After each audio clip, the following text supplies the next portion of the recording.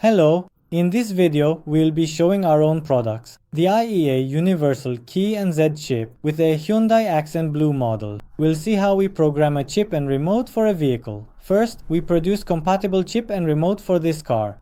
Then, we complete the process by coding them to the vehicle.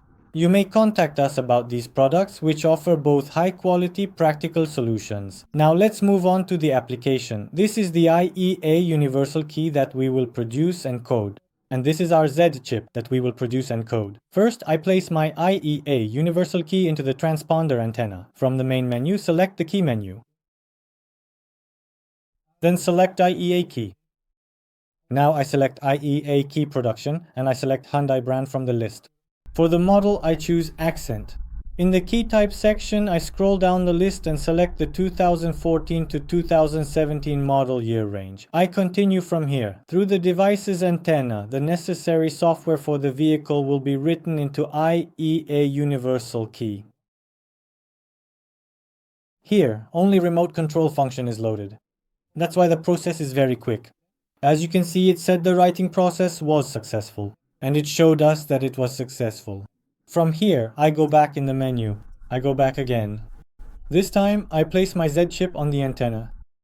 I click on the IEA Z-chip menu. I select HITAG 2 and click Continue. My device produces my Z-chip as HITAG 2, which means 46 transponder. Production is completed. Now it is reading to confirm. As you can see, my Z-chip has been produced as HITAG 246 transponder. Now, I will return to the main menu. After this step, I will need to carefully place my Z-chip inside my IEA Universal Remote Key. I also need to remove the existing coil from the remote board. This is because if the coil remains on the board, after placing the Z-chip, two antennas will conflict during the coding step, which will cause significant programming problems. After producing the remote correctly, we remove the coil from the remote. Then we insert Z-chip into IEA Universal Remote Key. Now let's demonstrate how this is done in practice. I'm opening up my remote. I'm carefully removing my board. I'm going to fix my board to make the work easier. Then I will remove the coil. Here, if we want, we can also break the coil. I mean, we can break it by hand in a simpler way. But after breaking it, the coil cannot be restored. So if we want to install different software on the remote, it won't be possible again since we can't put the coil back. That's why I recommend you do it this way. A little bit of silicone. That's what I used.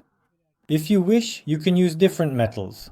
After it has dried completely, I place my board back into the remote in the same way. And I close the remote case. I don't recommend throwing away the coils. You can use them on another remote as well. So after removing the coils, keep them aside. As you can see, this is the original key of the vehicle. And this is the key that we will produce and program. Now, on the device OBD applications. Yes. From here, standard OBD, Hyundai. I will proceed via System Select. If you wish, you can proceed by selecting the vehicle. Since I know the system of the vehicle, I'm proceeding through the system. I click on Key Programming and press my Connect button. Here, it warns me that all previously registered keys will be deleted. If our customer has a different key at home or anywhere else, it also needs to be present during the programming right now. Otherwise, that key will be deleted and will not start the vehicle. I'm continuing. I will program a total of 2 keys. One is my customer's key and the other is the universal key I produced. Now, I will manually enter the PIN code I previously obtained with the UTE. If you haven't watched our video on obtaining the PIN code with UTE, you can also watch it from the links below. Of course, if you wish, you can also read the PIN code here. If your vehicle is diesel, select the diesel section. If it's gasoline, select the gasoline section, and you can also obtain the PIN code via OBD from there. If the PIN code cannot be obtained, as an alternative via OBD, there is a third option. This option is the Read PIN code from key function. We also do this easily with the UT. Since I have already obtained my PIN code, I am entering it manually. I press Continue. I turn the ignition on. I press Next. It verified the PIN code and added my key. I removed my key from ignition. I inserted my next key into the ignition. It doesn't matter which key I start with here. It deletes all the keys, so it doesn't matter which key we start with. Yes, my second key has also been added. It said to turn off the ignition. My coding process has now successfully concluded here. My Zed-chip is now fully and completely coded to the vehicle. Now let's try this.